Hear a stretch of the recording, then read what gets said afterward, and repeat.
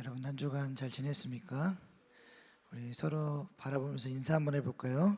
예수님의 사랑으로 사랑합니다. 예수님의 사랑으로 사랑합니다. 여러분들 1929년 10월 29일 미국에 무슨 일이 일어난지 혹시 아시나요? 1929년 10월 29일 미국에 엄청난 사건이 일어나죠. 우리 대공황이라고 혹시 들어보셨습니까? 미국에 대공황이 일어나게 되는데 대공황의 원인 중에 하나가 그거였죠. 그 주식에 사람들이 무분별하게 막 투자를 하게 되니까 당시 미국의 산업혁명으로 인해서 막 엄청난 발전과 성장을 이루고 있던 시기였는데 그때 당시 주식이 한참 또 이렇게 뜨게 됩니다. 그러면서 사람들이 주식에다가 어마어마하게 막 돈을 이제 투자하기 시작해요. 그러면서 여러분들 거품이라는 말 있죠. 원래 가치는 한 1,000원 정도 하는데 막 10,000원, 50,000원, 10만 원 하는데도 막 사람들이 막 거기다가 돈을 막 투자를 하기 시작합니다. 그러다가 1929년 10월 24일 목요일 날 조금씩 뭔가 좀 변화가 징조가 생기기 시작합니다. 점점 막 대폭락이 시작하는 거예요. 거품이 막 빠지기 시작하면서 주식이 막 폭락하기 시작합니다. 그래서 사람들이 어때요? 불안하잖아요. 불안하니까 이제 막 우선 막 최대한 이제 비싼 때에 막 다 팔기 시작하는 거예요. 그러니까 막 점점 가치는 떨어지면서 어마어마하게 떨어져요. 그래서 29일 날 화요일 날 대공황이 이제 발생하게 되죠. 그러면서 미국이 어마어마한 큰 경제적인 어려움과 그리고 전 세계적으로 많은 어려움을 겪게 되는 사건이기도 합니다. 근데 여러분들 여기서 가장 중요한 건 뭐냐면은 이 대공황의 경제가 무너졌던 이유는 사람들이 무질서하게 절제하지 못하고 이것을 막 투자했기 때문입니다. 그래서 얼마나 사람들이 질서와 절제가 우리에게 중요한지를 잘 보여준 사건 중에 하나라고 우리는 볼 수 있습니다. 오늘날 우리의 신앙생활도 마찬가지입니다. 우리는 질서 있게 신앙생활을 해야 됩니다. 만약 질서가 지켜지지 않은 채 신앙생활을 하게 된다면 과연 어떻게 될까요? 오늘 말씀을 통해서 질서 있는 성품이 얼마나 우리에게 중요한지를 함께 생각해 보고 또 함께 나눠보고자 합니다. 여러분들 오늘은 우리가 함께 읽은 말씀인 고린도전서 12장 오늘 읽지는 않았지만 고린도전서 12장 1절의 말씀부터 이제 시작된 성령의 은사에 대해서 또 오늘까지 이 14장까지의 말씀을 보면 이제 성령의 은사에 대해서 그 관련된 문제를 다루고 있음을 보게 됩니다. 고린도 교회는 모든 언변이 뛰어났고 모든 지식이 풍족하였으며 그리고 모든 은사가 부족함이 없는 정말 하나님의 은혜가 가득한 풍성한 교회였다라고 공동체였다고 볼 수 있습니다. 근데 고린도 교회 성도들이 받은 성령의 은사들은 마땅히 그들의 자랑거리가 되었을 것입니다. 그러나 그 정도가 너무나도 지나쳐져서 그들의 예배는 자신들의 가진 은사를 경쟁적으로 과시하고 내가 더 잘났다 하며 드러내는 일이 더욱 많아졌던 것 같습니다. 그래서 고린도 교회 안에는 왜 이런 문제들이 일어나게 되었을까라는 질문을 던질 수밖에 없습니다. 그래서 고린도 교회 성도들은 성령의 은사에 대한 이해에서 그리 성숙하지 못했기 때문에 이런 교회의 문제가 발생하게 됐습니다. 이로 인해 그들의 예배 모임은 혼란스러워졌고 이 문제를 바울에게 알리며 자문을 요청했기 때문에 바울은 적절한 지침과 안내를 제공하기 위해서 오늘 고린도전서 12장부터 14장까지 적지 않은 분량을 할애하면서 성령의 은사에 대한 그 문제를 해결하기 위한 답을 편지로 써서 보내게 되었던 것입니다. 그 중에서도 오늘 본문 말씀인 본문 말씀에 속한 단락인 14장부터 26절에서 40절의 말씀은 36절에서 40절의 말씀은 예배 때의 질서를 위한 구체적인 충고를 우리에게 담고 있습니다. 특별히 26절의 말씀 보면 예배 시간에는 그들이 사용했던 다양한 은사들을 언급하고 있습니다. 찬양, 찬송시, 가르치는 말씀, 계시, 방언, 통역 이런 것들이 있는데요. 그런데 여기서 중요한 것은 모든 것을 덕을 세우기 위하여라고 말씀합니다. 그러니까 은사를 받은 이유가 너희들을 자랑하기 위해서가 아니라 우리 교회 안의 공동체가 서로 화합하고 서로 덕을 세우기 위해서 너희들에게 하나님께서 은사를 주신 것이다 라고 이야기하고 있는 것입니다. 오늘 또 27절의 말씀 보면은 바울은 방언을 하는 자가 있다 한들 예배 시간에는 둘 또는 최대 3명만 방언을 하고 그조차도 한 사람씩 차례로 행해야 하며 그 방언이 통역되어야 한다고 말씀합니다. 만약 통역하는 자가 없다면 방언하는 자는 교회에서는 잠잠고 있고 집에 가서 개인적으로 자신과 하나님 앞에 하도록 권면하고 있습니다. 또 예배 시 방언하는 자들만 아니라 예언하는 사람들도 당시에 있었던 것 같습니다. 예언하는 사람들에게도 동일하게 적용이 됩니다. 당시 예언을 하더라도 둘이나 셋이 말하고 차례대로 하나씩 말하도록 권면을 하게 됩니다. 곁에 있는 다른 이에게는 계시가 있을 때는 먼저 예언하는 자는 잠잠하라라고 말씀합니다.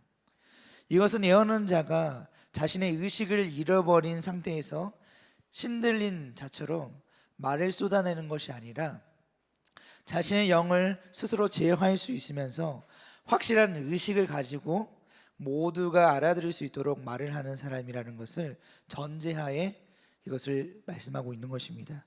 그러니까 여러분들 오늘날 우리 무당들 혹시 보시면 아시죠? 막 무당들 보면 막 빙의해서 막 귀신이 들렸다고 해가지고 막 자기 온전한 정신이 아니라 막 그 귀신이 말하는 대로 말하고 막 그런 것 같은 것이 아니라 성령 하나님께서 나의 안에 임재하실 때 그렇게 막 사람이 정신이 막 오락가락하는 것이 아니라 온전한 정신을 가지고 하나님께서 주시는 그 지혜 가운데 말씀을 통해 예언하는 것, 그것이야말로 참된 예언이다. 그런데 혼자 예언하지 말고 예언하는 사람들이 여럿이 있는데 그 여럿이 서로 같이 예언을 했을 때 똑같은 말이 나왔을 때 비로소 그 예언을 받아들이라는 것을 우리에게 말씀하고 있는 것입니다.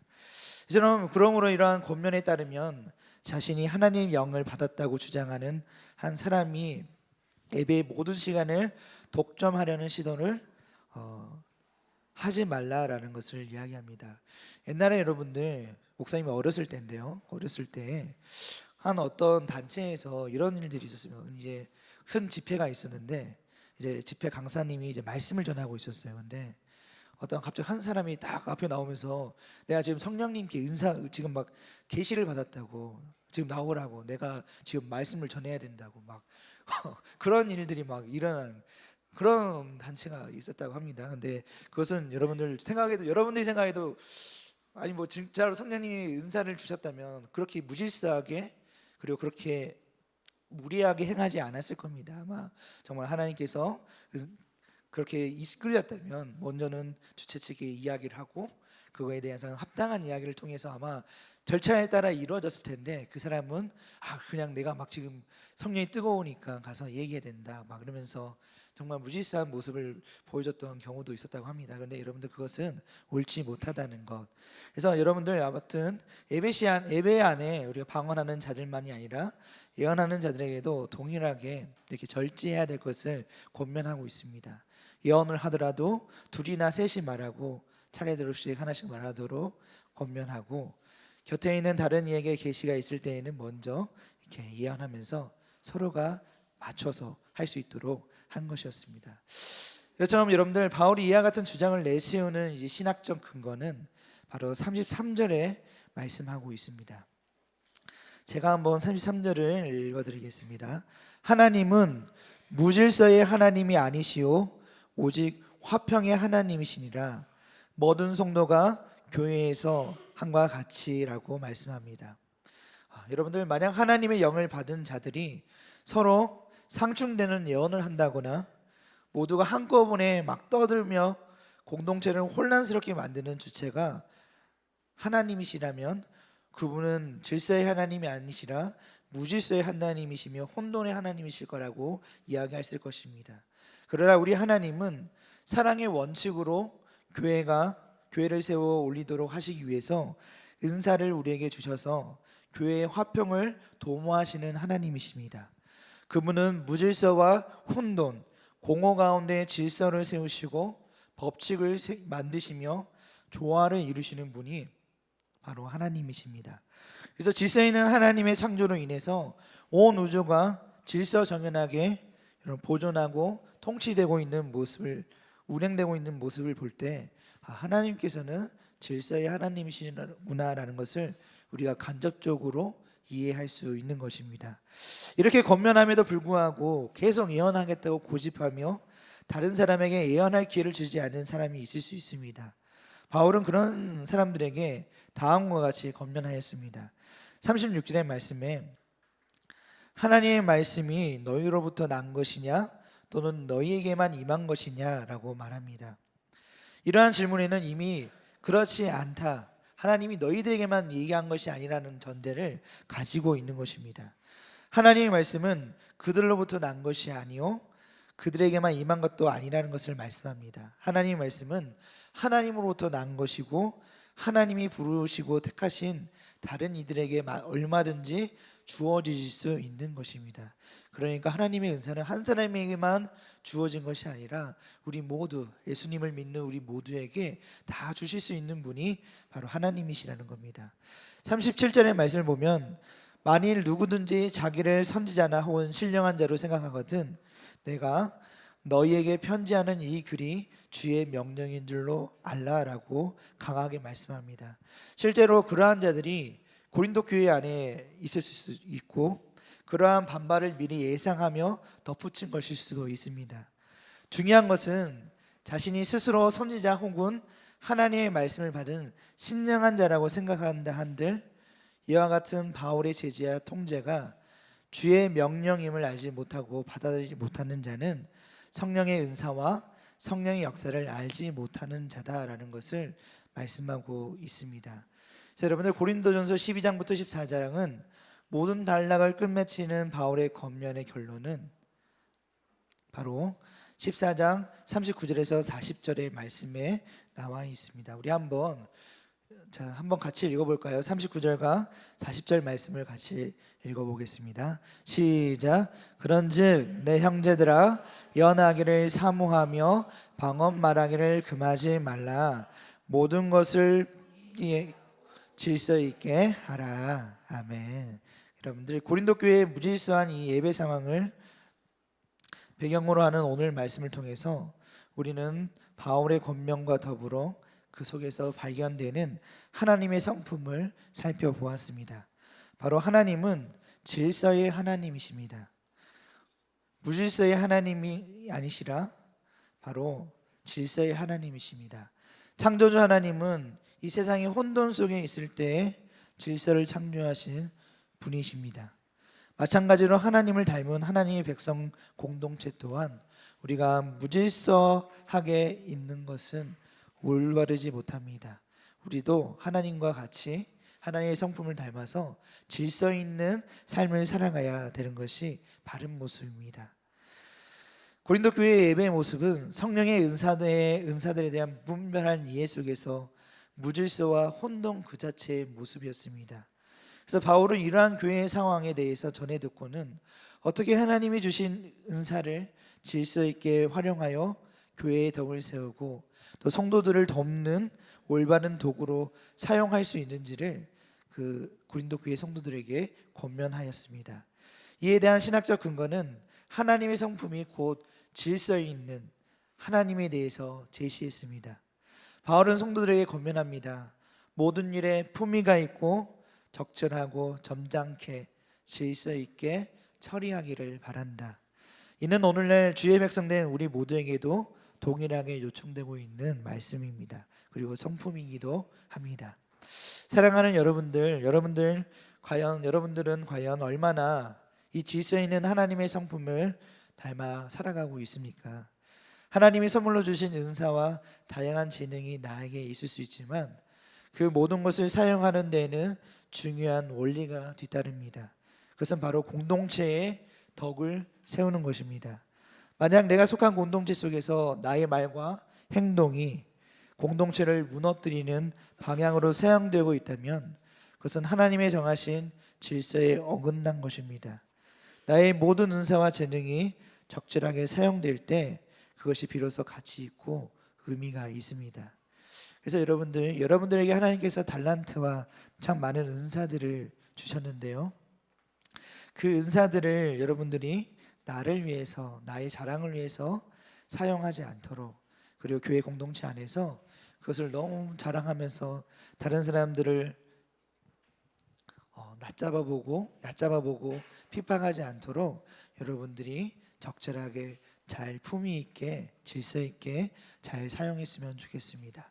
예를 들어서 내가 노래를 너무 잘한다고 너희들은 다 조용히 나만 노래 부를 거야 막 이러면서 나만 잘하는 그런 것이 아니라 내가 노래를 잘하니까 우리 같이 노래 부르자라고 오히려 같이 찬양을 할 수 있는 그런 경지에 오를 때까지 여러분들의 마음과 성품을 잘 다스리고 절제하고 또 질서 있게 서로 화합하는 그런 여러분들이 되었으면 좋겠습니다. 그래서 나는 지금 내 속한 교회 공동체 안에서 신앙생활을 품위 있고 질서 있게 여러분들을 하고 있는지, 또 내 주변의 친구들이나 선후배들은 하나님이 정하신 질서 안에서 신앙생활을 잘 하고 있는지 여러분들 기억하시기 바랍니다.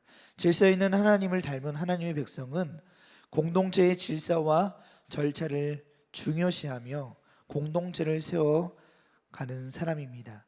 내가 속한 공동체 가운데 하나님을 닮은 사람으로서 적절하고 질서 있게 행동하며 공동체를 세워가는 여러분들이 되시기를, 그리고 하나님의 사람이 되시기를 바랍니다. 또 추가로 한 가지만 더 말씀드리면, 여러분들 우리 교회 안에도 질서가 있습니다. 무언가를 이제 하고 싶을 때에는 내가 막 그냥 나가서 하기보다는 먼저는 선생님께, 그리고 선생님께 이야기를 하면 선생님이 또 우리 선생님들과도 이야기를 하고 또 선생님들과 또 합의해서 이것이 이렇게 하면 진행하면 되겠습니다라고 결정이 내린 다음에 절차가 이렇게 쭉 다시 내려오게 되어 있습니다.